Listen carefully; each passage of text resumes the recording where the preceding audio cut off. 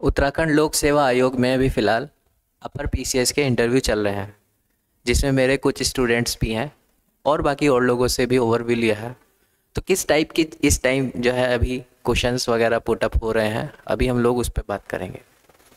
लोक सेवा आयोग में सबसे पहले तो आपको कोड दिया जाता है, उस कोड से ही क्वेश्चन पूछ लिया जाता है। इवन मेरे एक स्टूडेंट से तो कोड का नंबर ही भी पूछ लिया, ये बताओ कोड का नंबर क्या है।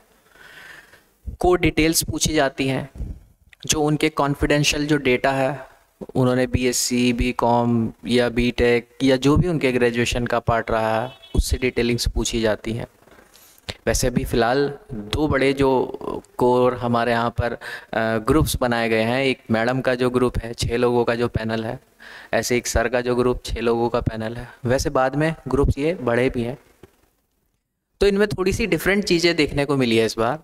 जो मैडम वाला ग्रुप है उसमें मोस्टली फैक्चुअल डेटा पर बात की गई है, फैक्चुअल चीज़ें पूछी गई हैं। जो सर वाला ग्रुप है उसमें कंसेप्ट्स पर सबसे ज़्यादा ध्यान दिया गया है। अब मैं आपको दोनों के अलग अलग व्यू बताता हूँ, जो स्टूडेंट्स लोगों के बाद में रिव्यू आए हैं। एक मेरा स्टूडेंट जो सर वाले ग्रुप में था, उनसे पूछा कि हाँ आप किस जगह रहते हैं। मैं इस जगह रहता हूँ। मैं चीज़ डिस्क्लोज़ नहीं करूँगा कौन कहाँ पर क्या है, जब फाइनल हो जाएगा तो फिर पता चली जाएगा। उनसे पूछा कि आप के जो लोकल एरिया है वहाँ पर सबसे बड़ी समस्या क्या है, आपको क्या लगती है सबसे बड़ी प्रॉब्लम। उन्होंने प्रॉब्लम बताई, सर पानी की व्यवस्था एक तरीके से इसका, उस पानी की निकासी का बड़ा एक चैलेंज हमारे सामने आता है। तो उन्होंने पूछा कि आप अगर उस जगह के एक एसडीएम पोस्ट पर हैं या फिर आप एक अच्छी बड़ी पोस्ट पर हैं, तो आप उसका क्या निस्तारण करेंगे, उसकी समस्या का समाधान आप किस तरीके से करेंगे। मतलब आप समझ रहे हो कि समस्या और उसका समाधान, बेसिक कंसेप्ट्स की बात की जा रही है।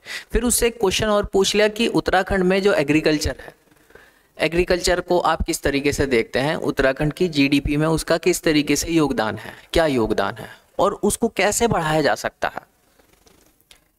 फिर उनसे एक चीज़ और पूछी कि अच्छा उत्तराखंड के अंदर जो एग्रीकल्चर है उसको पंप करने के लिए हम ज़्यादा से ज़्यादा मशीन को क्यों नहीं ला सकते हैं, ज़्यादा से ज़्यादा हम लोग मशीनीकरण क्यों नहीं कर सकते हैं। क्वेश्चन पूछ लिया और फिर उन्होंने बताया कि सर जो मशीनीकरण अगर देखा जाए तो काफ़ी बड़ी बड़ी मशीनें हैं, बट उत्तराखंड की जोग्राफिकल कंडीशन के अकॉर्डिंग यहाँ पर मोस्टली वीमेंस जो है खेत में काम कर रही हैं, तो उसके अकॉर्डिंग यहाँ पर और छोटे छोटे एरिया हैं, इतनी बड़ी बड़ी जो मशीनरी है वो काम नहीं कर पाएगी। तो उसके लिए अलग से तकनीक का सहारा लेकर के मशीन को थोड़ा सा हल्का बनाना पड़ेगा। जैसे आजकल आपने देखा होगा, पहले बड़े बड़े ट्रैक्टर थे, अब छोटे छोटे ट्रैक्टर आने लगे। तो कुछ तकनीक का उन्होंने बात बताई। वहीं जो दूसरा पैनल था, मेरा कैंडिडेट उसमें था, उसमें उनसे पूछा कि ये बताओ कि आपने जो शेरशाह सूरी है उन्होंने क्या बड़ा योगदान दिया है। तो उन्होंने बताया कि हाँ सर ये जीटी रोड जो है उनकी है।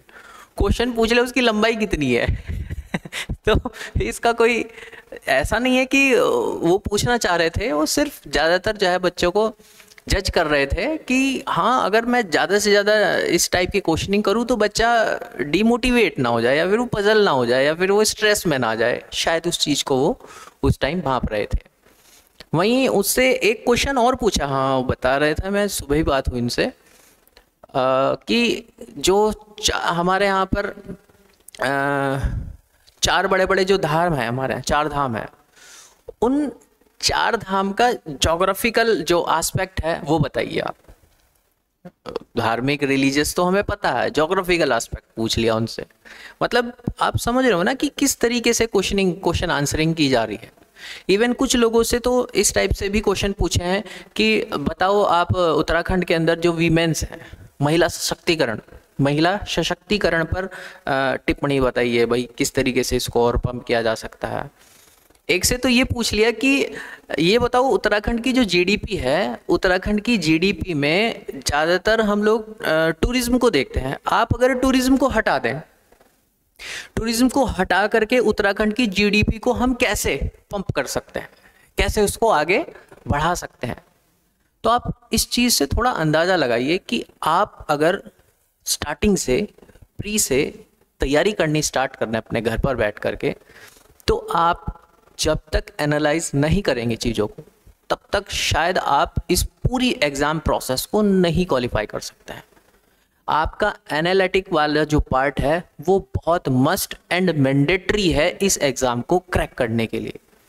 आप सिर्फ कुछ बुक्स को पढ़ करके एग्ज़ाम नहीं क्रैक कर सकते, उन बुक को पढ़ने के बाद उसके ऊपर आपको एनालाइज करना बहुत ज़रूरी है, बिटवीन द लाइन चीज़ों के ऊपर काम करना बहुत ज़रूरी है इस एग्ज़ाम को क्वालिफाई करने के लिए, ठीक है। और कोई भी आप टॉपिक हैं वो मोस्टली आप कोशिश ये करें कि उसको मल्टी डायरेक्शन में आप कनेक्ट करें। आप अगर न्यूज़पेपर की कोई न्यूज़ पढ़ी है, जैसे कल की हम लोग बात करें कि हम लोगों को अब फाइनल ये बात गवर्नमेंट ने डिक्लेयर कर दी है कि जो जोशीमठ है वो अब ज्योतिर्मठ के नाम से है। तो बात ये नहीं है कि वो ज्योतिर्मठ हो गया है, बात यह है कि उसके अंदर भी कई सारे कंसेप्ट छुप गए हैं। अब ज्योतिर्मठ कहाँ से नाम आया है, एक धारा वहाँ से आप इतिहास की वहाँ से उठा ले सकते हैं। फिर उसी में आप आर्ट एंड कल्चर को भी जोड़ सकते हैं। अच्छा, जोशीमठ है, वहाँ पर किस टाइप के आर्ट हमारे यहाँ पर मंदिर कला शैली का इस्तेमाल किया गया है, आर्ट एंड कल्चर का भी आप वहाँ से एस्पेक्ट जोड़ सकते हैं। फिर वहाँ से आप ज्योग्राफिकल कंडीशन को भी जोड़ सकते हैं कि बीच में अभी जोशीमठ में बहुत बड़ा जो है ज़मीन जो है धसाव देखने को मिला था, तो उसका एक ज्योग्राफिकल एंगल भी आप यहाँ से एक साथ में जोड़ करके देख सकते हैं। तो एक मल्टी कनेक्शन बन गया। उसी को आप अभी करंट की न्यूज़ से भी जोड़ सकते हैं कि अच्छा ये सेंट्रल गवर्नमेंट ने अप्रूवल किया है तो इसका कुछ कॉन्स्टिट्यूशनल मैकेनिज्म भी होगा। तो खबर एक है, जो सिर्फ प्री एग्ज़ाम तैयारी कर रहा है वो ये ध्यान रखेगा अच्छा अब इसका नाम ये हो गया है, लेकिन जो मेंस और इंटरव्यू लेकर के चल रहा है वो उसके हर एंगल पर, हर एस्पेक्ट पर काम करके चलेगा। तो आपको अपनी तैयारी कुछ इसी तरीके से लेकर के चलनी है। इंटरव्यू के जो क्वेश्चंस हैं वो आपको बताते हैं कि वो ऐसे रटन तोता लोगों को नहीं ले रहे हैं। उन लोगों को चाहिए कि हाँ भाई, जो ब्रॉड माइंडेड है, जो ठीक ठाक से समझ रखने वाले व्यक्ति हैं, वो वहाँ पे व्यक्तियों की उनको डिमांड होती है, ठीक है। तो बाकी और भी कुछ न्यूज़ आएंगी तो मैं आप लोगों के साथ शेयर करूँगा। अभी के लिए ही आपको कुछ पूछना होगा तो आप कमेंट बॉक्स में कमेंट करके पूछ सकते हैं।